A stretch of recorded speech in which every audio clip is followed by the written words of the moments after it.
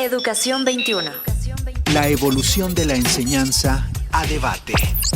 Educación 21.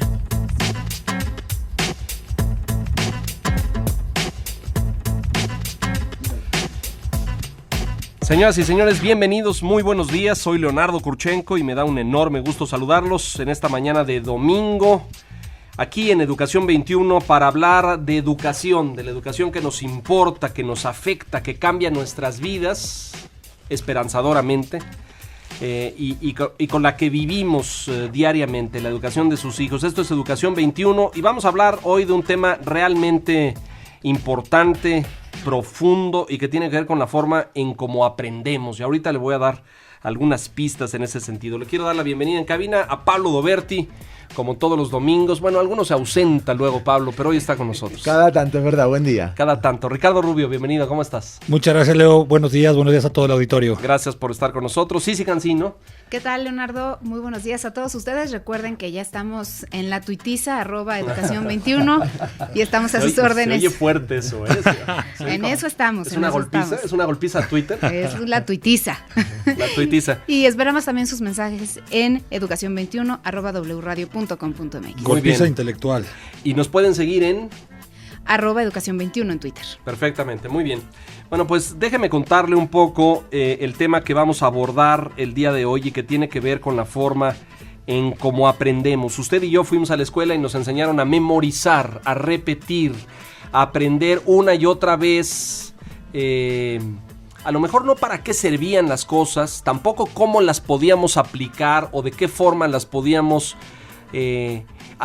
poner en práctica en nuestro ejercicio profesional, en nuestro trabajo, en nuestra área de desempeño. Nos enseñaron a repetir y había que saber las clases de historia y las clases de civismo y las clases de química y de física y de matemáticas.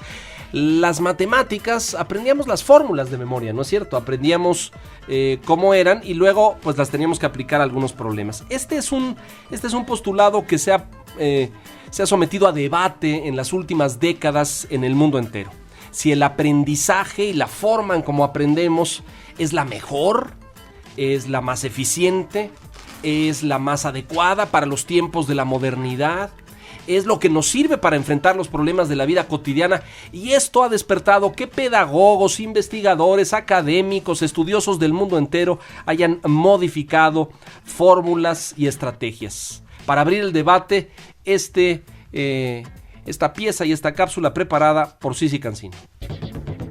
La educación siempre se ha considerado como el proceso de conocimiento que se transmite a los estudiantes y formalmente ocurre en las aulas. Este sistema que se repite en millones de aulas es aburrido y desencantador. Un maestro tiene la tarea de que un grupo de niños, cada uno con características, aficiones y habilidades distintas, aprendan lo mismo y al mismo tiempo, además de la misma manera. Para asegurarse de que los niños saben lo que dice el maestro, se hace un examen. Para muchos, esta es una idea del pasado. Hoy, la educación busca que los niños aprendan basándose en los mecanismos naturales del aprendizaje, la experimentación y la reflexión.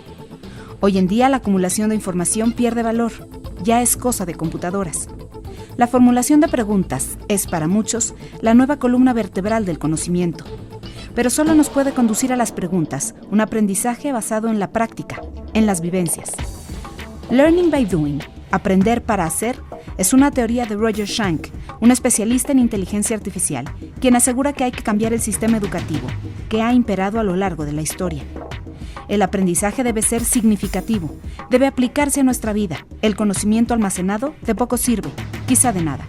No se aprende de lo que te dicen. Si la educación no es práctica, si margina a la experiencia, está destinada al fracaso, dice Schank. O lo haces o no lo aprendes. Que inicie el debate. ¿Qué tal, Hay cuestionantes ahí, ¿no es cierto? Los hay. Hay fuertes. Usted que nos escucha, cuando su hijo llega de la escuela y le dice, es que es bien aburrido, mamá. Es aburridísimo, papá. O lo que está dentro de la escuela está separado de la realidad, está desconectado, está descontextualizado. el aprendizaje que tenemos dentro de la escuela no nos resuelve o no nos responde cosas concretas en la vida cotidiana. Hay 1000 preguntas ahí, ¿no? A ver, vamos a arrancar con eso antes de presentar a nuestro invitado que está hoy con nosotros y que vamos a abordar un postulado educativo interesante. Pablo, ¿tú qué dices de esto? Yo creo que sí, que efectivamente el dispositivo escolar es un dispositivo no solo que resulta aburrido, sino, yo sería un poquito más fuerte, creo que está diseñado para aburrir. Es decir, que cumple con su objetivo. No es que fatalmente aburre, sino que está diseñado para aburrir, porque aburrir quiere decir controlar, y controlar quiere decir mantener el status quo que necesita la institución para funcionar tal como está diseñado. Y el orden. Efectivamente. Y bueno, algo diseñado para aburrir desapasiona, y cuando desapasiona corta el vínculo empático, y cuando corta el vínculo empático pasan todas las cosas que pasan en el mundo escolar. A mí cuando escuchaba lo de Sisi me parece que me vuelve la pregunta que muchas veces nos hicimos: ¿por qué cosas tan obvias no se hacen? ¿Por qué sigue habiendo pobres en el mundo? ¿Por qué se daña el planeta? ¿O por qué se educa tan mal? La respuesta no la tengo, pero está claro que el problema no es por qué, si lo que estamos diciendo tiene sentido, sino por qué no se hace lo que estamos diciendo. Claro.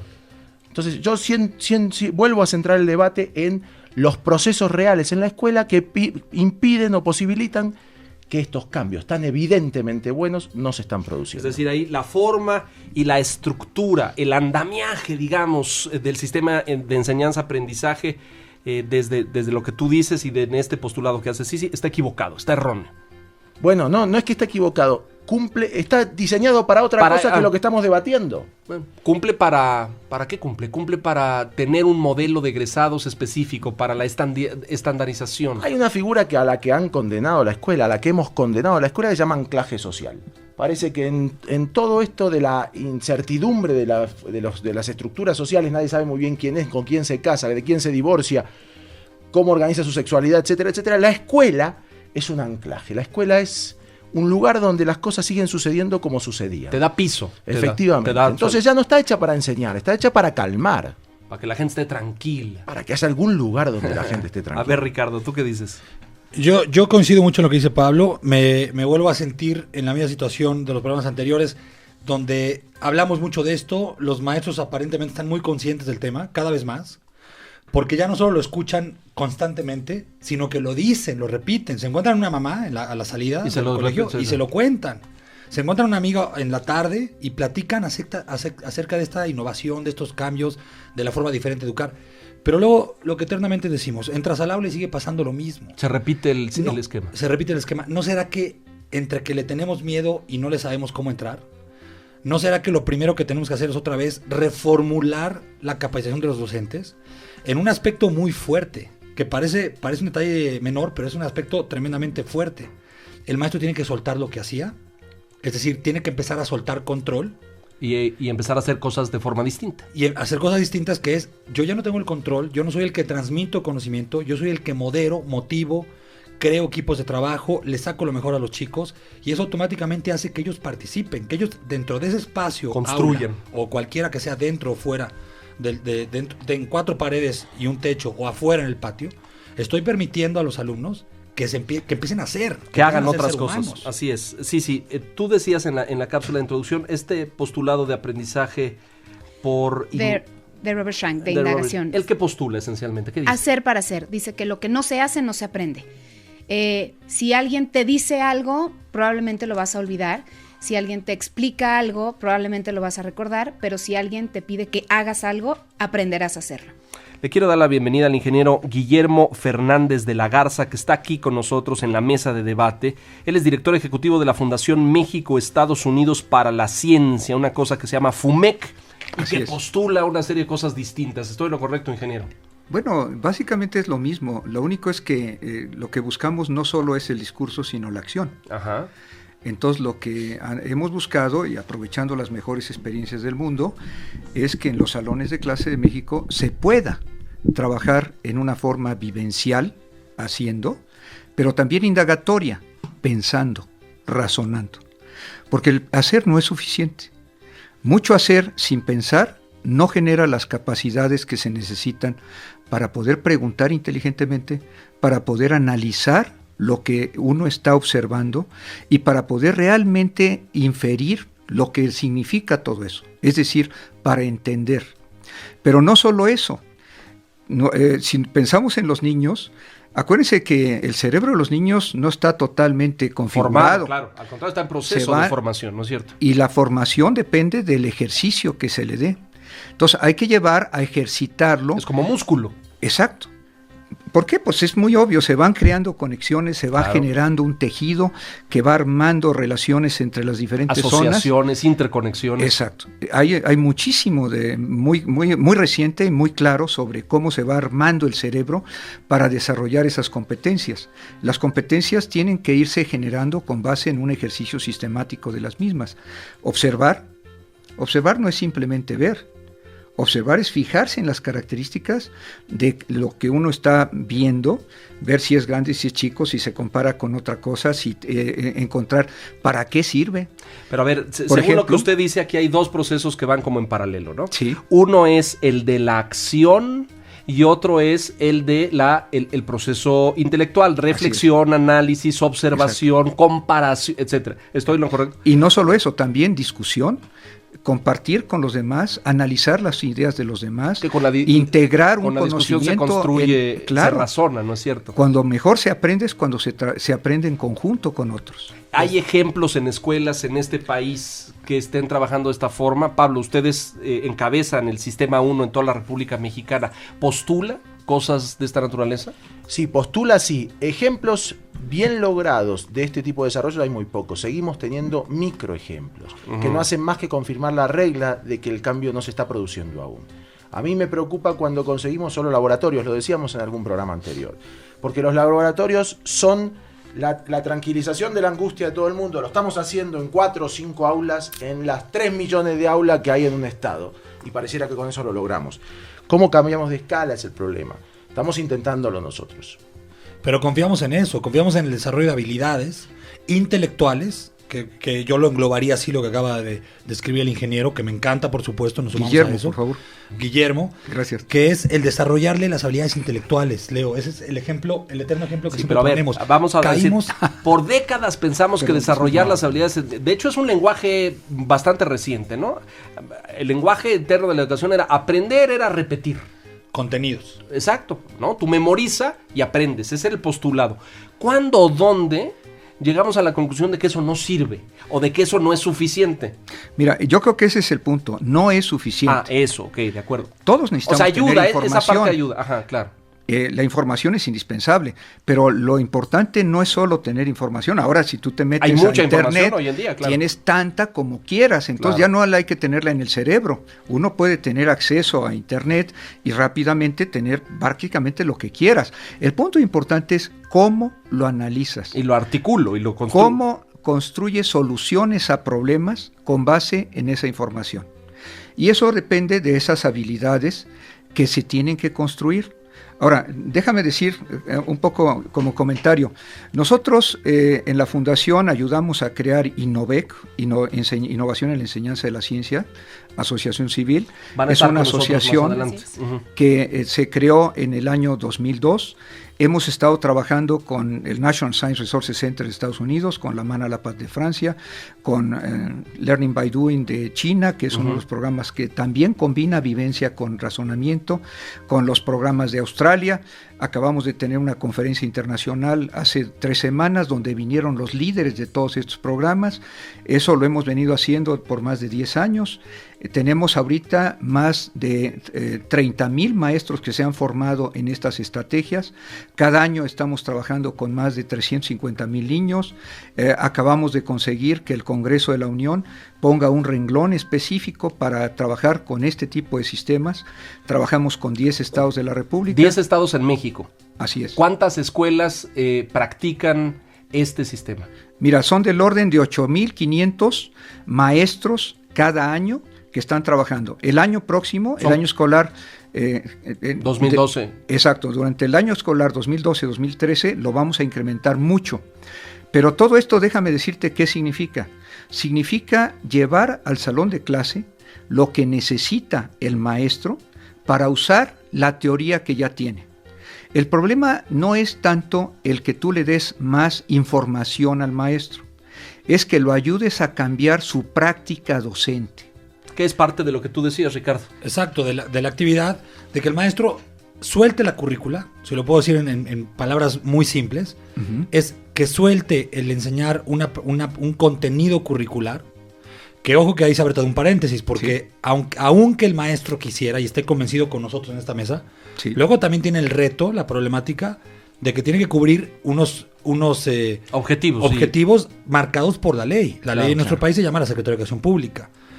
Y la ley y la Secretaría marca unos contenidos curriculares que el alumno tiene que cumplir en cada grado escolar. Pero fíjate y el que maestro en ese sentido, se agarró mañosamente a solamente asegurarse de que el alumno domine ese contenido como contenido, más no lo razone, no lo infiera, no piense a pero través de fíjate él. que los últimos programas de la Secretaría de Educación Pública Desarrollan competencias. buscan competencias, Claro, pretenden. buscan habilidades. Sí. Y eso es lo que nos ha permitido que el convenio que tenemos con la Secretaría de Educación Pública nos permita conseguir recursos de la SEP para programas que se instrumentan en los estados, donde hay un peso de la SEP y un peso de cada estado. Y eso está creciendo. O sea, la SEP sí quiere que se desarrollen habilidades, sí está estableciendo programas en donde lo que se buscan son competencias. Entonces, el punto es ayudar a la SEP a que en los salones de clase se tenga lo necesario. ¿Cómo hacemos eso? Con ¿Capacitando? No. ¿Entrenando a los maestros? El punto importante es entender cómo trabaja un maestro en el salón de clase. Repitiendo un esquema esencialmente. Y eso es lo que hay que cambiar. Exacto. Entonces, hay que ayudar al maestro a que tenga los elementos que permitan un aprendizaje vivencial, materiales, organismos, la secuencia de acciones que permita desarrollar esas habilidades, guías, capacitaciones al maestro, seguimiento, que esa es la parte más importante. Por ejemplo, estos sistemas que nosotros estamos trabajando, que se llaman CEVIC, Sistemas de Enseñanza Vivencial y Indagatoria de la Ciencia, tienen un componente clave, que es un asesor pedagógico que va al salón de clase, que analiza cómo está trabajando el maestro y que lo ayuda a reflexionar al maestro para que el cambio en la práctica docente del maestro se dé sobre una reflexión de su propia acción y de una respuesta de lo que está pasando en los salones de clase. Terapéutico, claro. Pablo. Vos preguntabas antes cuánto hace que hablamos de estas nuevas prácticas y de las habilidades. Y mi respuesta sería hace 2000 años que hablamos de lo que deberíamos hacer y no lo hacemos. Es decir, el problema no es que hace poco que se nos ocurrió que no habría que enseñar así. Nunca enseñamos como creíamos que habría que enseñar. El problema la diferencia entre lo que digo y lo que hago es una diferencia estructural. Y yo creo que tenemos que aprender que los maestros hacen lo que creen, no lo que piensan. Y por lo tanto, si trabajamos al nivel del pensamiento, eso arma toda una costra intelectual de debates, convicciones. Para justificar el... Que tiene un gran nivel de acuerdo. Pero luego la práctica, que está condicionada por las creencias, por los paradigmas, por las convicciones emocionales, no se cambian. A mí me gusta la estrategia de Guillermo, que es entrar por los elementos, es decir, por los que condicionan la experiencia. Por eso me gusta tanto el iPad. Sí. Porque una vez que uno tiene el iPad en las manos, empiezan a cambiar las prácticas sin pensar demasiado lo que está sucediendo. Es decir, las creencias cambian a partir de la experiencia, no de la prédica. Y por eso combato tanto los superaparatos de capacitación, que son aparatos dialécticos que no inciden sobre la práctica. Y además reproductores, ¿no es cierto? Claro, y lo que es apasionante y es un reto no solamente para los maestros o para la institución educativa en sí, sino para toda la sociedad, padres de familia que escuchan este programa, que lo escuchen muy bien y que lo asumamos tu papá, tu mamá o tutor, que lo asumamos con el compromiso y la responsabilidad que nos está tocando vivir históricamente. Nosotros somos la primera generación que está provocando y haciendo que este cambio suceda dentro de las aulas. Claro. Estamos empezando a sacudirnos, si lo puedo usar esa palabra, a sacudirnos intelectualmente, a sacudirnos en la acción, para empezar a cambiar esa práctica histórica de 2000 años, o no sé cuántos. Sí, de repetir y de regla, y en fin, todas estas cosas. Yo creo que tienes razón. Mi pregunta aquí, Guillermo, ya pasé a la confianzuda, al tuteo, al ingeniero Fernández de la Garza de FUMEC, pero ¿se aprende mejor? Es decir, y cuando digo mejor, porque es bien difícil medir esto, aprender no quiere decir tener una boleta llena de notas. Claro. Aprender quiere decir apropiarse de algo y luego ser capaz de aplicarlo, ejecutarlo, cambiarlo, adaptarlo, renovarlo. Te voy a poner un ejemplo, pensando en qué aprenden los niños. Nosotros trabajamos los niños de cuarto año y primaria con una unidad que se llama Química de Alimentos. Entonces el maestro recibe cajas donde están todos los elementos que le permiten que todos los niños tengan el mismo tipo de materiales. Correcto. Esto implica que tiene alimentos, que tiene reactivos, que tiene algunas cosas que se utilizan para poder ver el contenido de proteínas, el contenido de grasas de los alimentos. Cosas muy sencillas que se pueden usar muy fácilmente. Se ponen a experimentar, quiero suponer. Pero no es que se pongan simplemente a experimentar. El maestro empieza con toda una serie de estrategias pedagógicas que ustedes seguramente conocen muy bien, basadas en las teorías de Piaget, donde hay que recordar al niño, recoger las ideas previas de los niños, ayudar a entender. No desechas el conocimiento, para sino nada. Que lo incorporas. Es que necesitas esos conocimientos para que el niño vaya creando una estructura mental a donde después lo que encuentra en la práctica empieza a tener un lugar, empieza a tener una relación con las cosas que ya sabía. Entonces, los niños empiezan a practicar y ver, oye, ¿qué alimentos tienen carbohidratos? Empiezan a hacer pruebas. Y empiezan a hacer pruebas muy sencillas que le ayudan a determinar cuáles tienen y cuáles no. Cuáles tienen proteínas. Y si usan una cosa muy sencilla, un azul de coma así, que hacen una pequeña solución. Una reacción. Con una reacción que si cambia colores, que sí tiene, si no cambia colores, que no tiene. Por ahí va la cosa, no te recuerdo los detalles. Sí. Pero fíjate lo que ocurre. Al final... y esto es un proceso largo, este es un proceso que le lleva varias semanas. Sí, claro, no es de una clase. No, para nada. Aquí la clave es recordar que el ejercicio de las habilidades implica tiempo, implica sistema, implica que el maestro sepa guiar el pensamiento del niño. Y para guiar ese pensamiento del niño, si estás trabajando con 50 niños, que desgraciadamente todavía en muchos casos sucede. Tenemos salones de clase con 50 niños, necesitas que haya materiales uniformes, que necesitas que haya una conducción muy bien estructurada de lo que está pasando en el salón de clase, para que el niño pueda ir siguiendo un razonamiento que le permite observar, preguntar, hacer, basado en una hipótesis que ya generó, y eso le va dando información que le va ayudando, por un lado, a construir conceptos, a desarrollar habilidades y a sentir una cosa fundamental: seguridad en su capacidad de aprender. A mí me faltó esa clase. Yo hubiera querido aprender. Yo le tengo que preguntar a mi esposa qué tiene carbohidratos y qué tiene entonces. Ella, por supuesto, domina esos temas. Mira, nada más para concluir en este punto específico. A los niños, terminando esta lección, toda esta unidad con varias lecciones, se le da un malvavisco, un bombón, y se le dice, a ver, ¿tú crees que este bombón tiene proteínas? ¿Tiene carbohidratos? ¿Tiene grasas? Dinos, ¿cómo le harías para probar si realmente lo tiene? Entonces el niño escribe, que es otra cosa muy importante. O sea, desarrolla. Claro, escribe una estrategia. Después de eso, se le da lo que pide y se le da el bombón y el niño tiene que probar, tiene que hacer las pruebas. Es decir, tiene que ejercitar, tiene que hacer el experimento. Claro. Ajá. Ahora, ¿qué pasa 2 años después? Cuando le preguntas al niño, oye, ¿el malvavisco tiene No, él ya sabe proteínas? lo que tiene, claro, porque... Lo hizo, lo vio, Lo vivió, y si le preguntas, oye, ¿y cómo se prueba? Pues así, el niño claro. Entonces el niño está seguro de que puede aprender. Y no como cuando el niño simplemente memorizó y luego le preguntas 3 meses después, oye, ¿cómo le haces? Pues ya se me olvidó. Claro. A ver, estamos a punto de irnos una pausa. Tenemos muy pocos segundos para hacer algún comentario de conclusiones. Ricardo, rápidamente. No, me encanta lo que dice el ingeniero, me sumo por completo, sabes que nosotros somos apasionados de eso. Creemos en un programa educativo de formar seres humanos, no de darles contenidos y que se los memoricen, sino de hacer mejores seres humanos para el día de mañana, y eso lo sustentamos en que hay que desarrollarle las habilidades intelectuales para que sepan pensar. Olvídense del currículum, maestros, papás, imagínense que no vamos a enseñar nada de contenido, los contenidos están en todos lados hoy, pero si a tu hijo le desarrollamos las habilidades para que sepa discriminar, se está comiendo tu tiempo. Se lo regalo. Muy bien. Te lo cedo. Seguro que vamos a tener mejores seres humanos. Y luego complementamos con la parte humana, ¿no? Que una muy fuerte educación basada en valores universales. Vamos a hacer una pausa. Esto es Educación 21. Gracias. ¿Nos pueden ustedes seguir? Gracias, Pablo. Así, síganos en Educación 21. Tenemos mensajes de Twitter y llamadas al volver del corte. Regresamos.